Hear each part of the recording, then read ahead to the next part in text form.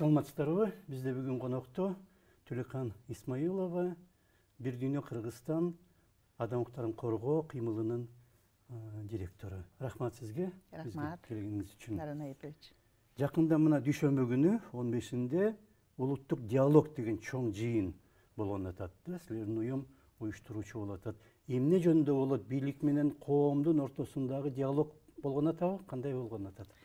Бул аябай жакшы суроо бердиңиз, Наран Айпович. Анткени биз ушул айыл жергесинде дайым эле иштейбиз. Ошо биз пайда болгондон баштап эле уюмдарыбыз. Биринчи коалиция, андан кийин граждандар коррупцияга каршы, кийин бир дүйнө болуп калды. Бул жалгыз гана ушундай бир Бишкекте отуруп алып эле грант алып алып эле бир проекттер жасаган кээ бир эки журналисттер жазат го ушундай деп. Биздин тагдыр балким ушу түшүнүш үчүн эл менен, жер менен чогуу, табигат менен чогуу камтылганда, анткени ошол проектти жазаардан мурун биз эл менен акылдашып, кандай аябай көйгөйлүү нерселер бар, кандай болуп атат айыл жергесинде, эмне болуп атат деген маселелерди койгондо, адам укугу каякта дегенде, биз ошол айылдакы активдүү эжекелер менен, жаштар менен жана жаңы ушул бөтөнчө быйыл көп жаш кандидаткалар келди айыл жергесинде. Аябай активдүү жана жанакы квоталар менен да келди. Ошон үчүн мен айткым келет, фестивалдын алкагында эле даректүү фильмдин 97 000 ушу фестивалдын көрүүчүлөрү бар да. Анткени биз фестивалды Бишкектен көрсөткөндөн кийин ата бабабыздын ушу көчмөн практикасын эмгиче алып келип, тоолуу аябай жайлоодо же болбосо бир тоолуу кичинекей айылдарга чейин барып, биздин команда кээде кошулуп калат, ошол чет мамлекеттен келген даректүү фильм режиссерлору чогуу барышат. Ушунчалык ушул жергиликтүү элдин касиетин көрүп жана аябай ушул искусство, маданият жана өнүгүү процесстерине катышып жана умтулганына таң калып. Анткени статистика башканы берет да. Мисалы, жакырчылык кандай, канча зомбулук болду, аялдар ыйлап атат. Бирок айыл жергесине барганда ушундай бир калыптанып калган жана ушундай бир, кандай деп айтсам, жоопкерчилик касиет жана граждандык, атуулдук сезимдер менен толуп келишет, айтышат. Аябай сонун эл депчи, аябай сонун эл. Анткени өзүнүн тарыхы дагы керек болсо 16-жыл, 37-жыл, мынакей бүгүн да айтып атат. Бул жөн эле баягы биз өнүгүп атабыз, же болбосо бир президент кетти, экинчиси качып кетти, же дагы бирдеме болду дебей. Мисалы, өзгөндө Максуда айым айтып атат, ушул 37-жылкы түрмөлөр жалгыз гана ата бейитте, биякта эмес, өзгөндө дагы мынакей гектар болгон ошол жерлерди көрсөтүп, азырда келет ошол дүйшөмбү күнү форумга. Ушу канчалык биз запкы көргөнбүз, жана ошо запкынын сабактары. Эми биз эч кимди айта албайбыз да, бул мамлекет бизди колония кылган же ушундай кылып атат депчи. Бирок тарыхты изилдеп көргөндө, ошол атуулдук сезим менен, атуулдук жоопкерчилик менен ата бабабыз кандай турмушту башынан өткөргөн, эмне болуп атат Кыргызстаныбыз жана кандай жолдор бар деген үмүт менен аябай сонун иштер жасаган жергиликтүү лидерлер. Ошон үчүн бул 15-ноябрда болчу жалпы улуттук диалог деп айттык. Анткени 7 дубандан келетишат, 67 лидер. Ошо лидерлер менен биз 3 жыл, 5 жыл болду чогуу келе атабыз жана ошол мурунку тажрыйбага жаңы конфликттердин башынан өткөргөн адамдар да кошулуп атат да. Мисалы, ушу тажик-кыргыз апрель майдагы коголаңда көп жергиликтүү адамдар менен 16 айылды кыдырганбыз. Мынакей азыр Эбайдулла аябай жакшы режиссер, документалист чогуу ошо команда менен агрессия деген даректүү фильмди да көрсөтөбүз ушул программанын ичинде. Анан биз аябай жакшы мониторинг жасап атабыз бийликтин иштеп атканын жаңы. Бир четинен жакшы инициатива, жакшы мындай адамдарына жардам бергенге аракет кылабыз жана жалпы караганда кандай кемчиликтер бар, эл эмне деп атат, элдин көйгөйү кандай. Анткени мисалы Алайкуу менен же болбосо ошол эле талас менен же тиги Каракол башка өзүнчө бир жети дубандын өзүнүн бир спецификасы бар да. Климаттык жагынан же болбосо ошол мурас кандай калтырган колония. 92 урановый мынакей бүгүнкү күндө жер бар. Ошонун ичинде аябай опурталуу бул майлуу суу 10 эң коркунучтуу жер деп эсептелет дүйнө деңгээлинде. Майлуу суу кирген да. Ошон үчүн биз майлуу сууда жашаган эжеке врачтар да келет, жаңы ошол депутат да келет. Анткени эмне үчүн ошо жергиликтүү элдин да суроосу Росатом алат акчаны рекультивацияга, а бирок биздин министрлик ошо эме боюнча чрезвычайный ситуация өзгөчө кырдаал боюнча министрлиги мониторинг жасайт. Эгемендүү мамлекетте акча да бизге келиш керек, жергиликтүү эл катышыш керек, жергиликтүү бийлик сөзсүз жоопкерчиликти алыш керек, акчаны санаш керек, канча метр, канча жер рекультивация болду дегенди карап туруш керек. Анткени бул деген ден соолук да, бул деген коопсуздук да. Ошон үчүн бул жерде 3 тема бар. Биринчи коопсуздук боюнча ички жана тышкы. Анткени тышкы дегенде бизге Афганистандын ситуациясы кандайча бизге таасирин берип атат деген да маселе аябай мындай бир тынчсыздандырып атат элди. Ошон үчүн биз аябай чоң деңгээлдеги чиновниктерди чакырдык, жаңы кабинет министрден, аппарат президенттен да чакырып атабыз. Анан келебиз дедиби? Келебиз деп аракеттерди жасап, бирок бизди аябай капаланткан кээде азыр реформа болуп атат да. Анан көп кишилер азырынча командировка кетип атат. Бирок негизи бүгүнкүгө 90% кетчү адамдарды мынакей администрация президент менен тактап, анан биз ыраазычылык айтат элек Мырза Жапаровго президентке. Анткени 12 июлда биз кат жибергенбиз. Ошондо биринчи инициатива болгон. Эмне үчүн биз үчүн диалог маанилүү керек? Бул жалгыз бирдүүнү эмес, эл үчүн.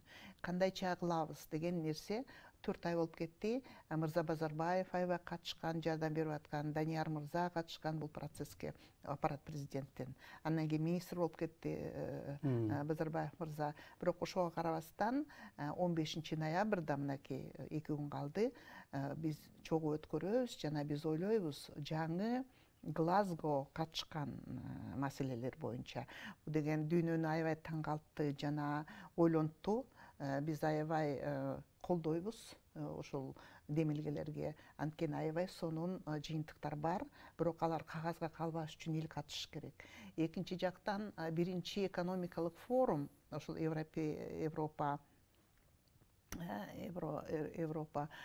Евросоюз аркылуу бул дагы аябай бизди жакшы мындай бир үмүттөр пайда болду жана майда бизнеске, чоң бизнеске дагы жардам бергендей кылып биз ушул жергиликтүү аябай жакшы мындай бир экономиканы түшүнгөн жана ошол кубулуштарды түшүнгөн кандай опурталуу нерселер болуп калыш керек, болуп калышы мүмкүн дегенде биз ошол 3 көйгөйлүү нерсе бул коопсуздук жалпы караганда. Экинчи гендердик дисбаланс, анткени баары тең билишет, аялдар саясатта аз жана чечүүчү өкмөттүк тепкичтерде такыр жок болуп атат. Жергиликтүү мисалы губернатор, же болбосо бир аким ушундай бир аз болуп атат да, же болбосо жок болуп атат. Ошон үчүн биз айткыбыз келет, Мырза Жапаров да ошол укту окшойт бул көйгөйлүү нерсени. Аялдарды конкурс аркылуу аябай жакшы программалар менен чечүүчү мындай бир жоопкерчиликтүү, керек болсо мынакей реформа болуп атат МВДнын, ички иштер министрлигинин, же болсо коопсуздук боюнча реформа болуп атат, көп тоскоолдуктар болуп атат. Эски баягы кызыл милициянын кээде мындай бир жаман нерселери болуп калып атат. Ошон үчүн биз айткыбыз келет, ушу аялдарды ошондой Швецияда мисалы ошондой посттордо бар, Эстонияда турабы, алар жалгыз гана силовой эмес, а гумандуу жана мындай бир реформа жасаганга аракеттер бар жана аялдар ошондой тепкичке барганга даяр. Үчүнчү маселе ушул кыш келатат. кыш келатканда климаттык өзгөрүүлөргө караганда Бишкектин абасы аябай биз үчүн, баарыбыз үчүн, бийликке дагы, жөнөкөй адамга дагы опурталуу болуп атат. Азыркы мезгилде аябай көп кыш астында үйсүз адамдар талаада калып атат, балдар, аялдар. Ошон үчүн биз суроолорду бергенбиз. Ушу кыш убагында даярданыш керек, кыштан мурунчу.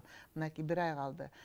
Кандайча ушу коопсуздук, климаттык же болбосо экологиялык коопсуздуктар мына бөтөнчө Глазгодон кийин ошо жергиликтүү элдин көз карашын укканга аракет кылып, ушул белгилүү экологторду да чакырып атабыз. Кечээ да жолуктук. Алар да келип, анан жаңы азыр өкмөт кабинети түзүлбөдүбү, мырза Жапаров баштаган. Анан биз айткыбыз келет, ыраазычылык Эдил Байсаловго, анткени мен үчүн бул дагы же болбосо Аида Касымалиева айым. Ушу жаш кезинен баары билебиз. Анан ушу жогорку тепкичтерге келгендерине дагы биз кубаттайбыз. Бирок элдин үнүн жана башкача, мурунку бийликтердей эмес, башкача иштегенге жардам берелик деген, сунуштар берелик деген ушундай бир сонун диалог болот да. Анан ушул кандай деп айтсак, орусча ключевой, ушул 10го жакын адамдар уурдалып, апрель-майда аябай запкы жеп, кыйноолорду башынан өткөрүп, Баткенде да? Баткенде.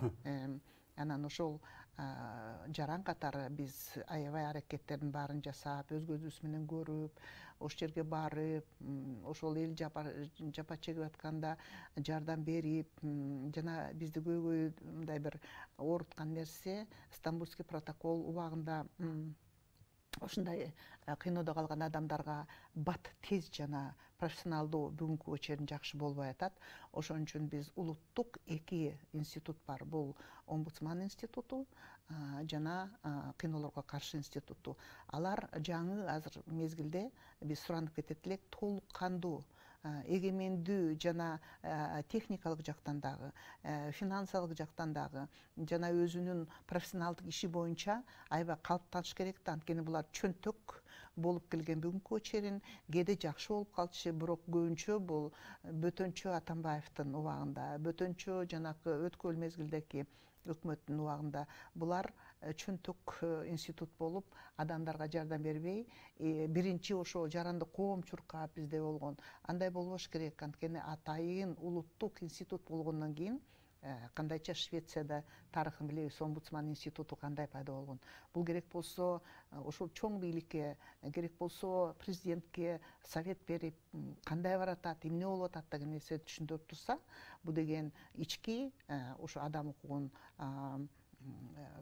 коргогонго жана prevention деп коет, мурун мындай алдын алуу процесстерге аябай жардам берет эле. Анан жөн эле 100-200 жакын адамдар отуруп алып эле отчет жазып, анан жогорку кеңешке отчет берип, анан кайта келип, анан кайта неметип, анан түрмөгө кире албай, анан тиги жапа чеккен адамдарды унутуп калып, мындай болбош керек. Бизде азыр ушул жакшы адамдар бар анын ичинде, биз алар менен иштейбиз, бирок негизи биз азыр айтып аткан нерсем бул стратегиялык жактан кандай болуш керек 2 улуттук адам укугу институту, бул деген Париж принципине шайкеш келиш керек. НЦПны мисалы жакшы иштегенде дагы кээде киргизбей коет. Особенно пандемия убагында, баягы Сооронбай Жээнбеков экс-президенттин убагында 2000ге жакын адвокат арыз берген. Өзүбүздүн клиенттерге жардам бериш керек, түрмөлөргө кириш керек дегенде, 100-200дөн ашык эле адвокатка уруксат берген, башкаларына уруксат бербей койгон. Андай болбош керек. Жолу калбай калган, Анткени жолу калбай калган, алар ооруп аткан, алар өлүп да калды. Ошон үчүн внесудебный казни деп коет, эгерде адам түрмөнүн ичинде же ИВС каза болсо. Андай практикада болуп атат, андай болбош керек. Анткени конституция Кыргызстанда ар бир адамга эркиндигин чектейт, адам өлбөш керек. Эгер ооруп атса, анда Мандела принциптерин иштетиш керек. жеңилдетип жардам берип, бир да адам өлбөш керек. Биз статистиканы караганда, тарыхта биз алганда 90га жакын адам каза болгон, мисалы төрмө системасында да. 30 Андай жыл болбош içinde de. керек. Жок, 30 эмес, моркиле акыркы 5 жылдын ичинде. 5 жылдын içinde 90. Бир жылда ошондой, 2 жыл мурун алганбыз биз официалдуу. Ошондо биз айтканбыз, 2 доңкогон институтту кармап отурабыз, адамдар өлүп атат. Бу кандай мониторинг деген. Анда бир да адам өлбөш керек деп. Анан биз жанакы коалиция деп коет, ошол кинолорго каршы аябай жакшы иштеп атат азыр. Жакында ошол комитетте карады, ОБУда биздин акыбалды, ошондо да жакшы рекомендацияларды берди. Мунун баарын иштеш үчүн сөзсүз түрдө ошол министрликтер, ошол специалисттер жарандык кол менен иштесе, бул аябай жакшы Кыргызстанды жакшы жакка алып кеткенге мүмкүнчүлүктөр бар. Ошонун баарын биз ушул форумда тактайлык, жана улуттук мурунку калган мурас болуп, жаман мурас болуп калган пландарга дагы, мисалы гендер боюнча айтканда, резолюция Коопсуздук кеңештин ОБУнун ички иштер министринин алдында да 10-жылдан бери какшап айтып келатабыз, андай болбойт.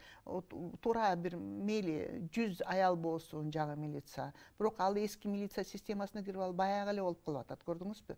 Ошон үчүн 1325 резолюция, улуттук план башкача болуш керек, жана өкмөткө жардам берип, ушундай бир миротворцы деп коет, ушул тынчтык жана алдын алуу иштерге аялдар катышып, жаштар катышып, журналисттер катышып, аябай жакшы мүмкүнчүлүктөр бар. Ошонун баарын тактайбыз. Бул эмне протокол кайсы? Эмне жөнүндө? Бул Аялдардын улуттук план кандайча Кыргызстанда 1325 ошол Коопсуздук кеңештин буунун иштете алат деген. Бул да мүмкүнчүлүктөр көп, бирок Кыргызстанда жаман иштейт, жакшы иштебейт. Жана Баткендеги 10 киши дедиңиз, ал туткунга түшүп, аябай запкы көрүшүп, анан кийин кайтарылган, бирок алардын тагдырын ошол эки институт жакшы алып кетиш керек да. Мисалы, ошол буунун комитетине кинолорго каршы жибериш керек алардын кейстерин. Кийин компенсация алгандай кылып дагы анын баарын иштетиш керек. Биздин адвокаттар иштеген, бирок ушул процедураларды тактап, анан биз азыр дагы ал оңой тиги эл аралык сотко жиберип коюп эле, мынакей биякта мындай болду деп, ал оп-оңой. Любой киши жибере алат аны. Биздин юристтер да жиберди, жакшы жиберди, бирок аны жибериш үчүн көп нерселер даярдалыш керек да. Ал МУС дегенин өзүнүн байлоосу бар, эрежелери бар, баарын такташ керек, аны жоопкерчиликке алыш керек, ген прокуратура алган. Анан кандай иштетип атат парламент менен, парламент бүгүнкү күндө жакшы иштебей атат да, көрүп атабыз да. Балким кийин дагы ушул кабыл алган мыйзамдар легитимсиз болуп калат, мына соттошуп атабыз, мисалы НКО боюнча. Анткени эч качан фундаменталдык нерселер бар, аларды өкмөт, кайсы өкмөт болосун тепсебеш керек. Мисалы, эркин сөз, журналисттердин тагдырын эч качан кыспаш керек. Сиздин мынакей Атамбаев канча коргулду эле, бул деген аябай жаман да, бул деген аябай биз үчүн дагы, эл үчүн да аябай трагедия болгон да. Чолпон Жакуповна кандай жаман кылды эле. Ошон үчүн мунун баары тең ушул эски кавычкада мурас менен кетсин, жана бүгүнкү күндө парламенттин иш чарасын дагы нукка салыш керек да. Принциптер бар, кандайча жакшы парламент иштейт деген. Анан ушу келе жаткан шайлоолордун дагы кандайча айылдарда барьерлер бар. Анткени технология эски, ар кайсы депутаттар же болбосо кандидаттар, акчалуу кишилер элди жүдөтүп, элди сатып алып, үнүн аябай кыйнаган, криминал менен дагы ушундай бир чырмалышып кеткен нерселер бар. Анын баарын кетириш керек, анын баарын унутуш керек. Чыныгы ошо таза шайлоо болуш үчүн мынакей бүгүн аракет кылып атат Борбор шайлоо комиссиясы, антикоррупционный деловой совет да иштеп атат, прокуратура да иштеп атат. Ошон үчүн эл жалпы колдоп кетиш керек. Мырза Жапаров да айтып атат, биринчи жолу биз баягы мурунку бир 2000-жылы дагы таза шайлоо болбоду беле, дүйнөгө дүңгүрөп. Ошондой болгон бир жакшы дүйнөнү таңгалткан шайлоо болсун деген үмүттөр бар, указы да бар. Биз колдойбуз, ошону дагы биз калыптап сүйлөшөбүз. Düşönmөгүнү да. А мына жана 10 киши, алар канча күндөн кийин кайтарылды? Жана апрелдин 29-ында болгон окуяда туткунга түшүп калган. Алар туткунга түшүп калган, анан аларды үйлөрүнөн алып кеткен. Үйүнөн келип алып кармап алып кетишкен. Ошо чек арадагы интернационал айылынан, башка айылдан. Алар түшүнгөн эмес каяка алып баратканын. Аларды мындай караганда ошо фильмде да бар. Жана биз больницаларга келгенде баягы фашисттер кандай кыйнаса, ошондо кыйнаганда өздөрү айтып беришкен, буттардын баардыгы, баштардын баардыгы жарылган, көк ала болгон. Ошон үчүн биз дүйшөмбү күнү сөзсүз түрдө психологдорду, доктурларды чакырып атабыз жандарына. Анткени алар келип өздөрү катышат, жанагы туткунга түшкөндөр, өздөрү катышат. Анткени ошо юристтер аркылуу дагы тактап, алар менен акылдашып, анткени алар макул болбоюнча эч ким алардын тагдырын чече албайт да. Ошон үчүн алар макул болушкан. Биздин адвокат иштеп аткан, жана Справедливость деген уюмдан дагы иштеп атышат адвокаттар. Ошон үчүн ошол тепкичтерди туура көрсөтүш керек да, каяка баратабыз. Жөн эле силерге жардам беребиз дебей, юридикалык жактан, эл аралык деңгээлдеги ошол укуктук инструменттерди көрсөтүп, алар түшүнгөндөй болуп иштеш керек да. Анан жөн эле мен сенин тагдырыңды чечип берем деген, бул деген популизм. Алар өздөрү да катышып, фильмге тартылган да алар, Тартылган баары. көрсөтүлөт. Аябай, бул деген агрессия деген фильм, бул ошол биз барып, жана мен да бийликке да ыраазычылык билдиребиз, анткени ошол белгилүү режиссерлорду алып барып, жана жергиликтүү эл, жана жергиликтүү активист, жана бийлик менен дагы ошол Совет Безопасностьтун каты бар болчу. Бизге уруксат бергенчи. Биринчи жолу биз андай мүмкүнчүлүк алдык да. Анан ошол Головной, Граница, же болбосо ошол эле тиги бүт баарына мүмкүнчүлүк болду. Анан күндүр түндүр иштеп, азыр болсо көбү ошол тарых болуп калат, анткени алардын ордуна, баягы бузулган, күйгөн үйлөрдүн ордуна жаңы үйлөр болду. Ушундай да. Анан тагдыр жанакы 12 жаштагы кыздын, Мадинанын аябай кайгылуу да. Ошондо дагы эгерде апасы айткандай ошол кошунасы киргизип койсо, ошол атып атканда балким баары тең эле аман калып калмак. Киргизбей койгондо, көрдүңүзбү? Ошон үчүн биз кошунасына барып кайрылып, киргизбей койгон, үйүңө, подвалыңа жатып турайын десе, ал киргизбей койгон. Анан чыгып эки кызы менен кетип баратканда, баягы взрывной обстрел болгондо, кызы так маңдайына жатып ошол жерден каза болгон да. Анан кайта келип дагы суранганда эптеп киргизген, бирок биз күнөө эле албайбыз ал кошунасы дагы. Анткени Министерство чрезвычайных ситуаций Кыргызстандан аябай көп акча алат да.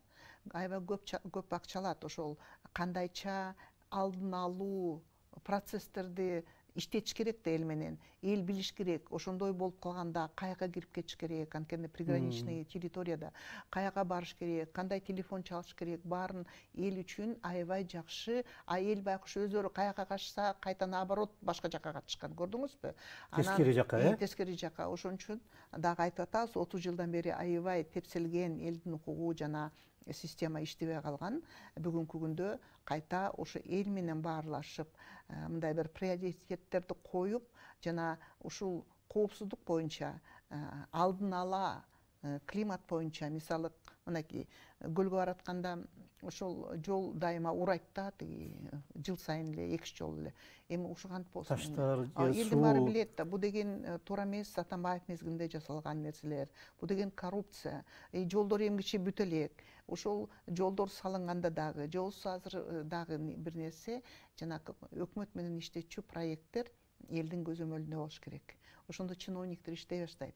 Элдин көзөмөлүндө болбой, баягы Атамбаев баарын чогултуп алып, мен менен гана иштегиле дегенди, конечно, ал сырттан келген адамдар эми Туркменияда иштеп атпайбы, иштей беришет. Биз үчүн, жарандар үчүн өнүгүү процесси аябай маанилүү, айылдан баштап дүйнөгө чейин.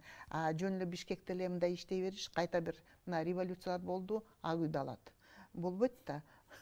Ошон үчүн жалпы эл менен иштеп, коопсуздук боюнча элдин мүдөөсүн билип, эл менен иштеген лидерлер сөзсүз түрдө ошо жаңы өкмөттүн жана президент инициативасын колдоп кетсек, мен ойлойм, азыркы мезгил аябай маанилүү ар бирибизге. Жана жакшы мезгилде кандайча прорыв жасаш керек. Бул орустар айткандай, прорыв дегенди кыргызча кандайча ушул мезгилден өнүгүп кетебиз деген жакшы бир демилге да. Мынау да бир жолу жана баткен окуялар жөнүндө 28, 29, 30-да болду. Ошондо дароо биздин баш прокуратура кылмыш ишин ачкан. Ошол кылмыш иш кандай деңгээлде азыр, билесизби? Эми Нарын Айыпович, бул деген геополитикалык жана регионалдык өзүнчө да деңгээли бар саясат деген да. Биз ошол мезгилде аябай ушундай бир капа болуп атканда эл менен чогуу ошол жердеки жергиликтүү элде айтты да, кандай жакшы биздин президент жана эч кандай аткан жок, кайта реакция берген жок депчи. Биз дүйнөгө тынч жана гумандуу өлкө катары көрсөттүк. Жана ошол мурунку келаткан чоң конфликттерди мындай өч алуу процесстер эмес, а кайта мынакей биринчи экономикалык форум болгондо премьердин орун басалы келип Тажикстандын айтып атты, иштешелик, биз мынтелик тигинтелик деп. Бул деген баягы тынчтык процесстерин күчөтүү, бул дагы баягы Тажикстанда согуш болгондо Акаев жана башкалар киргишпеди беле. Ошондой болуп, бул дагы гумандуу бир кадамдар болду да. Эгерде ошол убакта атса, балким кандай болот эле. Экинчи жактан ОДКБнын ролун дагы түшүнүп калышты. Эмне үчүн ОДКБ Душанбеде ошол жерде жүргөндө ушундай кол салынды. Ошончо балдар 36 киши каза болду. Канча жарадар болду, канча ушундай бир моралдык жактан ушундай бир коркунучтарды алып келди деген нерселер биз үчүн аябай кымбат. Ошо тынчтык инструменттер менен агрессияны көрсөтүп, ошол даректүү фильмде ошол мыйзамдык ички кандай биз регионалдык ошол ОДКБ деңгээлде кандай сөздү сүйлөйбүз жана ошол МУС ошол эл аралык сот, мисалы ошол Гаагадагы же болбосо ошол Украинанын тажрыйбасы бар, Грузиянын тажрыйбасы бар, кол салганда мамлекетке кандайча биз жооп кайтара алабыз деген платформа дагы аябай түзүлөт. Ошону дагы өкмөт менен чогуу иштеткенге аракет кылабыз. Жакшы. Биздики бир 5 мүнөттөй калыптыр, 4-5 мүнөттөй. Мынау жыйынга кимдер катышмай болду? Ошо жергиликтүү элден келет, укук коргоочулар да, ар башка региондон. Жанагы туткунга түшүп бошогон 10 адам келет. Адвокаттар келет. Жана жаңы депутаткалар келет, аябай жакшы иштеген, ушул 7 дубандан, жергиликтүү кеңештин жетекчилери келет, айыл өкмөт келет, жана ушул министрликтерден өзгөчө жанакы МЧС уюмдар, администрациядан мынакей Байсалов мырза жетектеп жана Масадыков мырзаны да чакырып атабыз. Анткени биз үчүн, укук коргоочулар үчүн жана жергиликтүү эл үчүн кызыктар Афганистандын ситуациясы боюнча кандайча биз иштеп атабыз, алар билиш керек. Жана Кысмалиева Аида Камчыбековна айым келет, анткени бул парламентти биз сыйлашыбыз керек. Жана ал киши азыр ушул БУнун Кыргызстандын өкүлү болуп дагы кетет. Ошон үчүн биз гендердик дисбаланс көп аракеттер болуп атат, бирок баары шаарда болот да, элге эчтеке жетпейт. Эми ошону локализация жасаш керек да. Анткени жаңы келе жаткан муун, мисалы Эдил Жолдубаевич, Байсалов жана башкалар мынакей эл менен иштеш керек. Нарынга да барып келип атат, көрүп атат баарын тең. Ошон үчүн баягы жакшы чиновник эл менен иштеп жана элдин мүдөөсүн кабыл алып жана чечүүчү процесстерге ошол мыйзам аркылуу процедуралар аркылуу жеңилдетет да. Анан жөн эле популист болуп баягы мына жасап атабыз деген тажрыйбаны ташташ керек деген маселе да көтөрүлөт.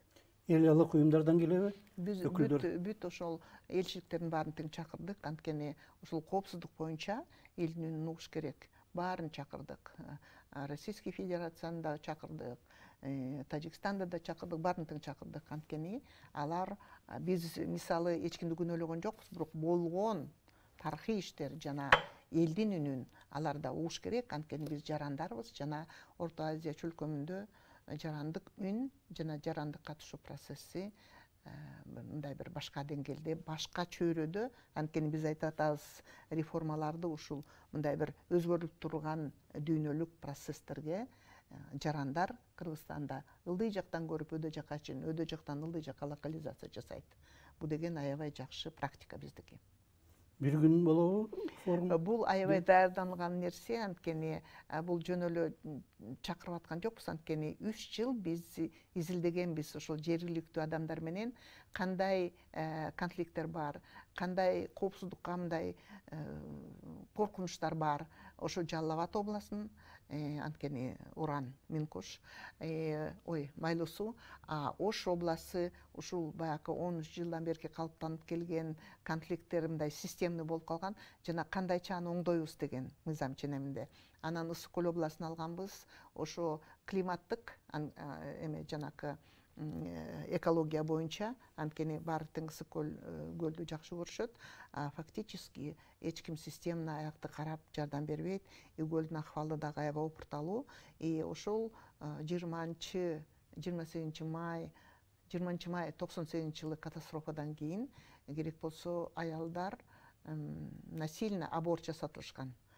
Алар бүгүн цианиттин эмеси боюнча. Ошо экологиялык жактан биз быйыл 800 бак уюмдан бир грант таап, ошо алтын алган жер дайыма сел жүрөт да эми Барсконго.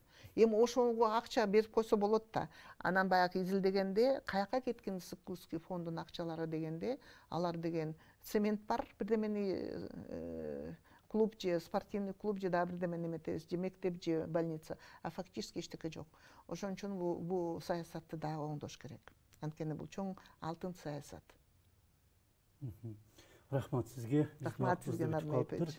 Биз бүгүн мына дүйшөмбү күнү 15 ноябрда боло турган жалпы улуттук диалог деген жыйын жөнүндө сүйлөштүк. Ага сиздин Бир Дүйнө Кыргызстан адам укуктарын коргоо борбору негизги уюштуруучу болуп атат да. Бизде конокто Төлөкан Исмаилова болду. Ошол Бир Дүйнө Кыргызстандын директору. Рахмат сизге. Жакшы өтсүн. Дүйшөмбү күнкү диалог жакшы өтсүн. Рахмат сизге. Саламат болуңуздар.